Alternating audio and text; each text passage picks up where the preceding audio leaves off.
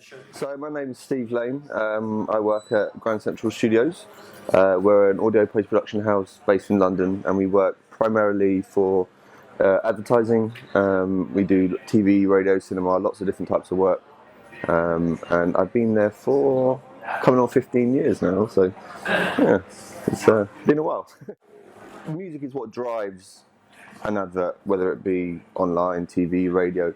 And I think it's really, really important to have that locked down at an early stage in the process to really find what you want to be making, and the music is fundamental to that. It really is. So thinking early in the process, if you can find something that makes you feel how the advert's going to go, underlines the tone of the advert, then that's really great to get early on. So I think there's a lot of time and thought that goes into it, but as an audio lover, I always think there could be more, for sure.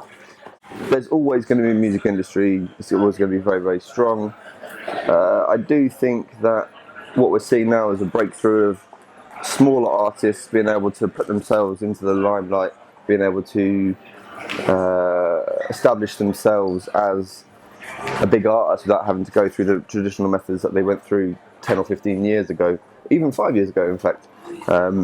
Because the channels are there for them to be able to take their work that they sat at home in their bedroom and been able to make and get it to a massive audience. And that's a fundamental shift in the way that audio and music has progressed in the last 15 years. A few years ago there was the 3D thing when it came to 3D TVs, and I kind of saw that in advance and thought, okay, that's pretty cool, but I don't think it's going to be something that is going to take off. I don't think it's going to be something that everybody was seeing at home, putting their glasses on. But with virtual reality, it's such an immersive experience, and the first time I put on a VR headset and actually used it, I was completely sold on what it is as an experience. But there's still a long way to go. So what we're doing is trying to work out the best way to integrate working in post-production, working to get that sound into the VR experience and try and make it as real as possible, try to make it as immersive as possible, because the thing about VR is that it is an immersive experience. So if we can make that sound as real as possible, then it's going to heighten that experience tenfold. Because for me, I'm always going to say this, but for me, sound is more than half of the 100%, you know. So the major companies in the world are pumping millions and millions of dollars or whatever into it. It's Facebook recently purchased a British company, or amalgamated themselves with a British company. Dolby, you know, worldwide name. They are working on various techniques and methods of doing it.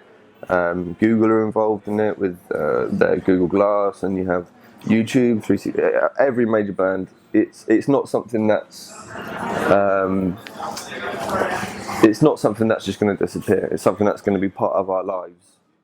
Sure, the content is still very early. I mean, I go on and I download various bits and bobs and I listen to it. Obviously, from the audio perspective, that's mainly what I'm doing. But that's fine. I think people are still experimenting as to what's right and what's wrong, how it works, what they can use to their potential.